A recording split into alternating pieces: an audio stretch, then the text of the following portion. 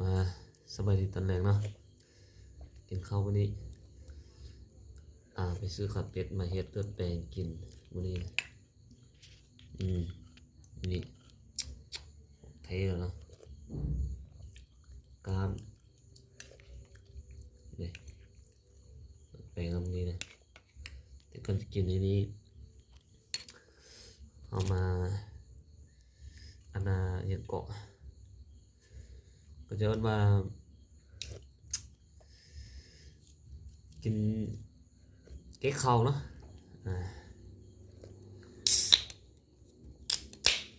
เก๊กข้าวว่าซั่นว่าเก๊กข้าวเนาะให้พอกินข้าวแซ่บน้อยนึงนี่กินของดิบในของข้าวก็ต้องให้เก๊กข้าวนิดนึง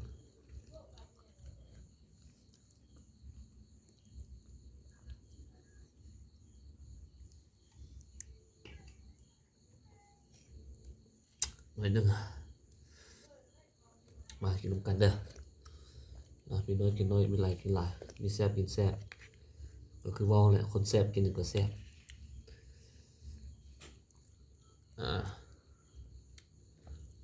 ครับใหญ่ๆบ่มีบดตั้งนะบดเงา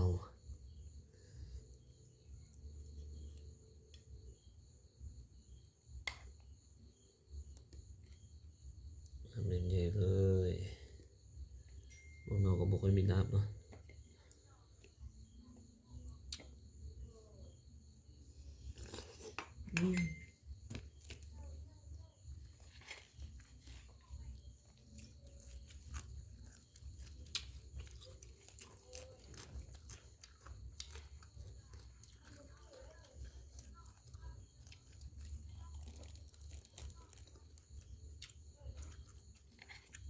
เห็นง่ายๆกินง่ายๆเนาะมักเลยแต่กินนั้น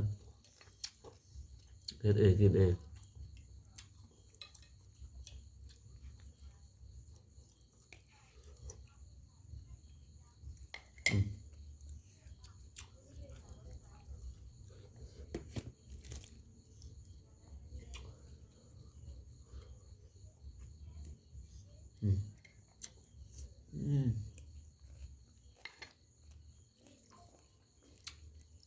บางไหลก็ใส่บีบไหลเนาะ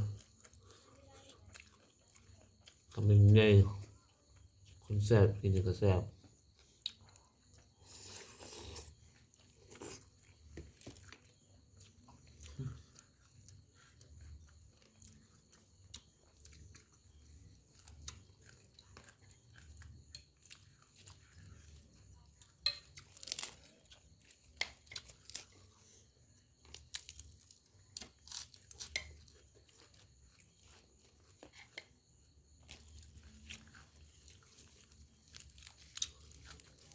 มาเด้อ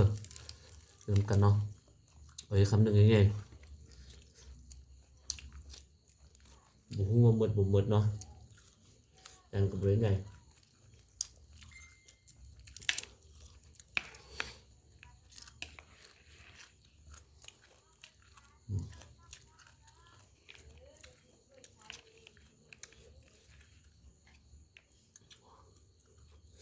ยังไงเลย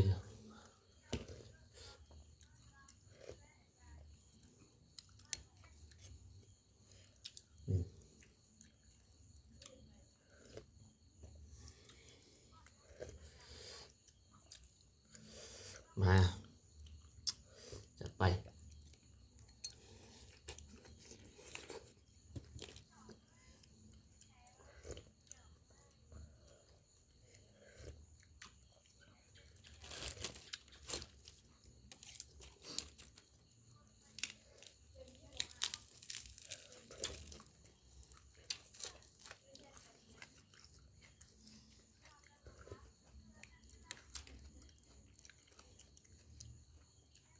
แซ่บแล้ว